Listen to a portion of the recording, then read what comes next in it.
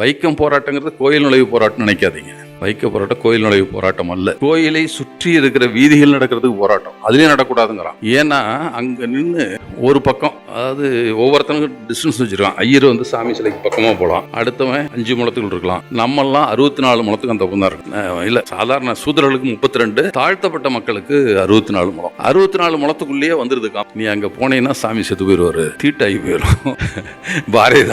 பாரதிதாசன் கேட்பாரு, எங்க அம்மாசி தொட்டா ஆண்டவன் செத்து போயிடுவான்னா யாருக்கு சக்தி அதிகம் பாரு, எங்கால் தொட்டானே சாமி செத்து போயிடும், எவ்வளவு பவர்ஃபுல் எங்கால் அப்படின்னு கேட்பாரு பாரதிதாசன். அது மாதிரி சாமி தீட்டாயிரும், படக்கூடாது. அதை எதிர்த்து காங்கிரஸ், அங்க இருக்கிற காங்கிரஸ் தலைவர்கள், ஏன்னா அதுல காங்கிரஸ் தலைவராக இருந்தவர் டி.கே. மாதவன், அவரு வழக்கறிஞர், இன்னொரு மாதவன் ஒரு வழக்கறிஞர். அந்த கோயில திருவிழா நடந்ததுன்னா அந்த வழியில் நடந்து போய், இல்ல அது வந்து இன்னொரு இடத்துல திருவனந்தபுரத்தில் அப்படிப்பட்ட நிகழ்ச்சி ஒன்று இருக்கு. அரசருடைய அரண்மனை இருக்கிறது, அரண்மனை சுத்தி தான் போலீஸ் ஸ்டேஷனு, கோர்ட் எல்லாம் இருக்கு. அப்போ வந்து ஏதாவது விழா நடந்ததுன்னா கொட்டாரம் பந்தல் போட்டுருவாங்க. கொட்டாரம்னு தான் அரண்மனை சொல்லுவாங்க, அது பதில் பந்தல் போட்டுருவாங்க. பந்தல் போட்டா சின்ன ஜாதிக்கார யாரும் உள்ள போகக்கூடாது.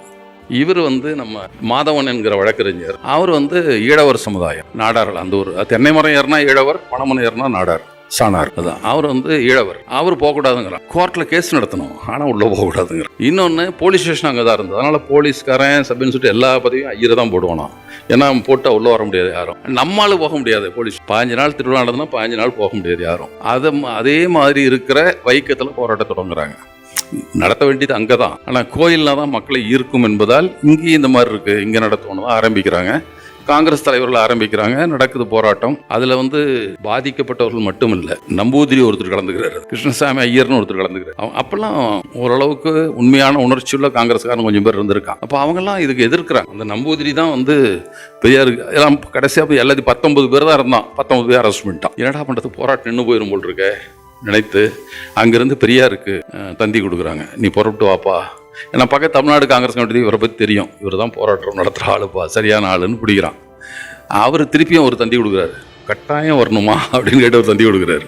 இல்லை வந்தே ஆகுன்னு இன்னொரு தந்தி வருது. அப்புறம் புறப்பட்டு அங்கே போகிறாரு, போய் போராட்டம் நடக்குது. அந்த போராட்டமே பெரிய சிறப்பான போராட்டம். பெரியார் கட்சியில் இருந்த போதும் எப்படி பெண்களை ஈடுபடுத்துவது இயக்கத்தில் என்பது பெரியார் தான் முதல்ல இங்க கள்ளுக்கடை மறியல் போராட்டம். மறியல் போராட்டம் அறிவிச்சோம்னா அதுக்கு 144 போட்டுறான். பெரியார் ஒரு 200 பேரோட போறாரு, பிடிச்சி அரெஸ்ட் பண்ணி ஜெயில கொண்டு போய் போட்டுறான், 1 மாசம் ஜெயில். விட்டுறக்கூடாது இல்ல. நாகம்மையார் 1000 பெண்களை திரட்டுறாங்க.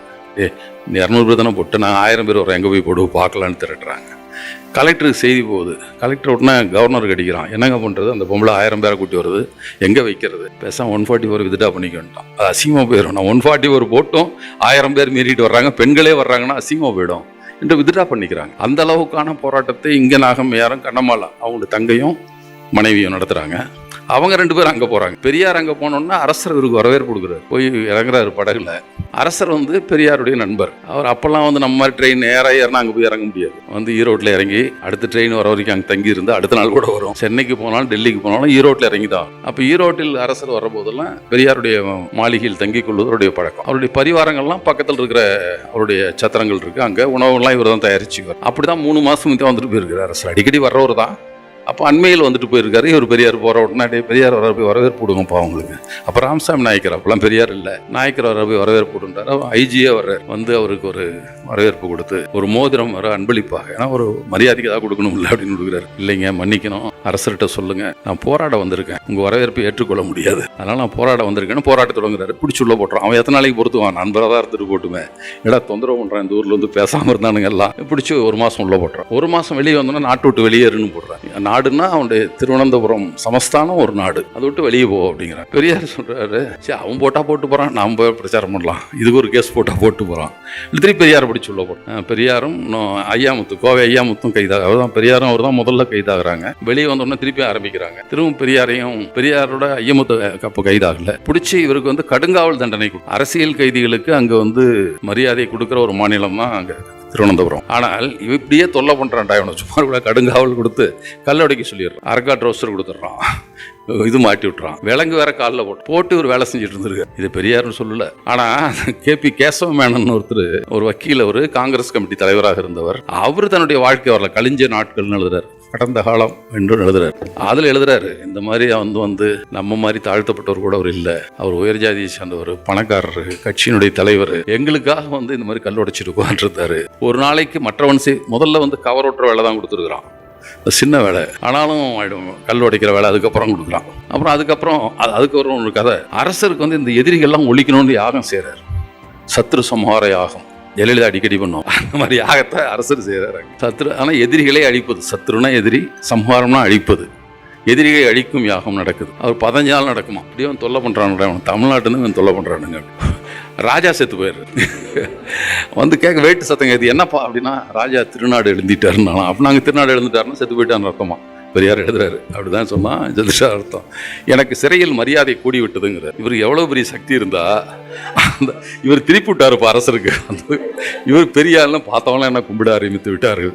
அவனுடைய மடத்தனம் என்னை பார்த்து கும்பிட சொன்னது, கும்பிட்டார்கள் அப்படின்னு எழுதுவார். கிண்டலா எழுதுறாரு. அந்த மாதிரி எல்லாம் அந்த அப்புறம் விடுதலையாகி வர்றாரு. அதுக்கு என்னால் தாங்க முடியல தொல்லை என்பதால் அவங்க ஒத்துக்கிறாங்க. சரி நான் விட்டுறேன், என்ன கண்டிஷன் சொல்லி தொலை ஒன்று திறந்து விட்டுறேன் அப்படி. அப்புறம் ராஜாஜி பார்க்குறாரு. நாயக்கனுக்கு பேர் வந்துட மாட்டேங்குதுன்னு காந்தியை வர சொல்றாரு. சந்தை கொடுத்து நீங்க புரட்டு வாங்க, வைக்கத்தில் பிரச்சனை இருக்குது. அப்புறம் காந்தி வந்து சமாதானம் பண்றாரு. அந்த மாதிரி ராணி தான் இப்போ அரசர் இருந்தனால ராணி தான் ஆட்சியில் இருக்காங்க. அவங்க கொஞ்சம் முற்போக்கு சிந்தனை உள்ள ராணியா இருக்கா. அவங்க சொல்றாங்க நான் விட்டுறேன், ஒன்றும் பிரச்சனை இல்லை. அப்புறம் கோயிலுக்குள்ள போகணும் நாயக்கர் கேட்பாரு. அது மட்டும் ஆனா அதுக்கு முந்தைய நாகம்யார் கோயிலுக்குள்ள நுழையிறாங்க. என்ன வேடிக்கைன்னா அந்த கோயிலுக்குள்ள ஜாதி இந்துக்களும் உள்ள போகக்கூடாது, பெண்கள் யாரும் உள்ளே போக முடியாது, பார்ப்பன பெண்களும் உள்ள போக முடியாது அந்த கோயில். இந்த அம்மா நான் கும்பிடுறேன்ட்டு போய் உள்ள போய் கற்பூரம் பார்த்து வச்சு பண்ணுது. நாகம்யார்லாம் போறாங்க. அரெஸ்ட் பண்ணி 8 நாள் வச்சிருக்கான் இந்த அம்மாவையும். அப்புறம் தான் 5 ரூபா ஃபைன் போடுறான். கட்டணும் நான் கட்ட மாட்டேன், இன்னும் ஒன்றும் ஜெயில் வேணா கொடுத்துக்கோன்னு சொல்லுது. சரி நீ ஒரு நாள் மட்டும் உள்ள வந்துட்டு போயிடுன்னு அனுப்பிச்சு விட்டான். அந்த மாதிரி இந்த அம்மாவும் 4 பேர் இங்கேருந்து பெண்கள் போறாங்க. யாரோ மாரக்கால்னு ஒருத்தர், லட்சுமின்னு ஒருத்தர், கண்ணம்மாள், நாகம்மாள், 4 பெண்களும் கைதாகிறாங்க. அது பெரிய பத்திரிகைலாம் செய்தியாகுது. பெண்கள் போராட்டத்தில் கைதானார்கள். அந்த மாதிரி ஒரு போராட்டம். இது வந்து அவருடைய காங்கிரஸ்காரராக இருந்தபோது அவர் மனதில் எழுந்த சிந்தனை. அப்ப இந்த ஜாதியத்துக்கு எதிராக, ஏற்றத்தாழ்வுகளுக்கு எதிரான போக்கு என்பது சுயமரா இயக்கம் அதுக்கு முந்தைய அப்படிதான் இருந்திருக்காரு. அதற்கு அடுத்ததாக காங்கிரஸ் மாநாடு ஒன்று நடக்குது. ராமநாதபுரம் மாவட்ட மாநாடு காரைக்குடியில் நடக்குது. காரைக்குடிக்கு பக்கத்தில் பள்ளத்தூர் என்ற ஊரில் நடக்குது. அங்கதான் அந்த மாநாடு. இவர் காங்கிரஸ் கமிட்டியுடைய பொதுச் செயலாளர், இவர் தலைமையில் நடக்குது. அதுல அவர் அதுலயே மனுசாஸ்திரத்தை பத்தி, மனுசாஸ்திரம் நம்ம எப்படி இழிவுபடுத்திருக்கு தெரியுமா அப்படின்னு பேசுறாரு. சூத்ரன் என்றால், சூத்ரன் சொல்றது மனுசாஸ்திரம், சூத்ரனை என்ன அர்த்தம் தெரியுமா அப்படின்னு பேசுறாரு. அதுல தீண்டாமை விளக்கு என்பதை பற்றி பேசுகிற போது சொல்றாரு, ஏன்பா அவனை மட்டும் ஒதுக்கி வைக்கிற, நீ பாப்பானுக்கு நீயும் தீண்டத்தகாத. அந்த கூட்டத்தில் சொல்றாரு, நீங்கள் தீண்டத்தகாத ஒரு கூட்டம் மட்டுமல்ல, நீங்களும் பார்ப்பனுக்கு தீண்டத்தகாதவர்கள் தான். இன்னும் மட்டும் தொடுறானா, அவன் வீட்டில் வந்து சாப்பிட்றானா, இப்போ எல்லாமே தீண்டத்தகாதவன் தான். அவன் தனியாக பிரித்து வைக்கிறான். அடிக்கணக்கு வேணா வித்தியாசம் இருக்கலாம். எனவே எல்லோரும் தீண்டத்தகாதவர்கள். நீ தனியாக பிரித்து வைக்கிறிய இல்லைங்க. அவன் குளிச்சுக்கிறது இல்லை, அழுக்கு துணியை போட்டு திரிகிறான், மாட்டுக்கறி திங்கிறான், கல். அப்போ நாடார்களும் எஸ்சி பட்டியலில் இருந்த தென் மாவட்டத்து நாடார்கள்லாம் எஸ்சியாக தான் இருந்தாங்க. அங்கேயும் திருவனந்தபுரத்துலையும். அப்போ கல் இறக்குறது, கல் குடிக்கிறான், அவனோட எப்படி நாங்கள் வச்சுக்க முடியும் என்று சொல்றாங்க. நான் உங்ககிட்ட சில கேள்விகள் கேட்குறேன். நீ குடிக்கிறதுக்கு கிணத்துக்குள்ள இறங்காத, குளத்துக்குள்ள தடுக்கிற உனக்கு அவன் குளிக்கலன்னு சொல்றது யோகிதை இருக்கா நினைச்சுப்பா. நீ விடு, கிணத்துலையும் குளத்தையும் திறந்து விடு, போட்டுன்னு விடு. அப்புறம் குளிக்காம இருந்தா அழுக்கு துணி போட்டு தான் கேட்கலாம். நீ எப்படி இப்போ கேள்வி கேட்க, தப்பு உண்மையில வச்சுட்டு நீ எப்படி கேள்வி கேட்குறேன்னு முதல்ல சொல்றாரு. அப்புறம் கல் இறக்குறத பற்றி, கல் கடைக்கு தோப்பு ஏலத்தை கொடுக்குறான், அவன் குத்தை கொடுக்கும், ஏலம் எடுக்கிறான், அவன்லாம் பெரிய ஜாதி. கல் இறக்கி குடிக்கிற மட்டும் சின்ன ஜாதியாக இருக்கான். இத்தனை யார் வயிற்றை கிழித்து உள்ளே வைக்கிறான். அத்தனையும் என்னமோ அவனு ஒரு வார்த்தையை சொல்லுவார், அத்தனை கல்லையும் அவனா குடிக்கிறான், நீ தாண்டா எல்லாம் குடிக்கிறீங்க, ஊருக்கு வந்தாலும் எல்லாம் குடிக்கிறீங்க என்று சொல்லுகிறார். இன்னொன்று கூட சொல்லுவேன், இங்கே சேமிய சரக்கை குடிச்சிட்டு போகிறவனுக்கு பின்னால் தான் கையை கட்டிட்டு துரன்னு பின்னால் சுற்றிக்கிட்டு இங்கே குடிக்கிறானு மேலே குற்றம் சொல்கிறதும் யோகிதை இருக்கா. அவனையும் ஏற்றுக்காத, அவன் குடிக்கிறான், எனக்கு ஆங்கிலேயனோட தொடர்பு வைத்துக் கொள்ள மாட்டேன்னு சொல்லு, உன்னை மதிக்க மாட்டேன்னு சொல்லு, அதை மட்டும் மதிக்கிற. மாட்டுக்கறி சாப்பிட்றான்னு சொல்ற, நீ என்ன கறி சாப்பிட்ற, கோழிக்கறி சாப்பிட்ற. கோழி என்ன சாப்பிடுது, பெரியார் கேட்குற, மலத்தை சாப்பிடுது, சளியை சாப்பிடுது, புழுவை சாப்பிடுது, அழுகுனதை சாப்பிடுது. அதையெல்லாம் சாப்பிட்ற கோழி திங்கிறவனுக்கு பெரிய ஜாதி. புண்ணாக்கு, தவிடு, பசும்புல், அதை திங்கிற மாட்டை திங்கிறவன் எப்படா சின்ன ஜாதியானா, நீ யோசிச்சு பார்த்தியா அப்படின்னு அந்த மாநாட்டில் கேட்குறாரு. அப்போ இவர் இது 6ஆம் மாதம், இவர் 11ஆம் மாதம் கடைசியில் தான் வெளியே வர்றாரு. அப்போ அவர் என்ன காங்கிரஸ்காரன் சொல்றாருன்னா, இந்த என்ன சிந்தனைகளை சுயமரா இயக்கம் சொன்னதோ அந்த சிந்தனைகளை காங்கிரஸ்காரன் வச்சுட்டு தான் இருந்தார். காங்கிரஸ் இந்த சிந்தனையோட இருந்தவரா. அதுக்காக தான் கோயில் நுழைவு போராட்டத்தை பற்றி சொல்றாங்க. திருப்பூர் மாநாட்டில் பெரியார் தீர்மானம் கொண்டு வர, எல்லாரையும் கோயிலில் அனுமதிக்கணும், கோயில் நுழைவுக்கு அனுமதிக்கணும்னு ஒரு தீர்மானம். நாடார்களையும் தாழ்த்தப்பட்ட தீண்டாதாரையும் கோயிலுக்கு அனுமதிக்கணும் தான் தீர்மானம். அவன் முடியாதுன்னு சொல்றான். மனுசாஸ்திரம் என்ன சொல்லுது தெரியுமா, ராமாயணம் என்ன சொல்லுது தெரியுமா.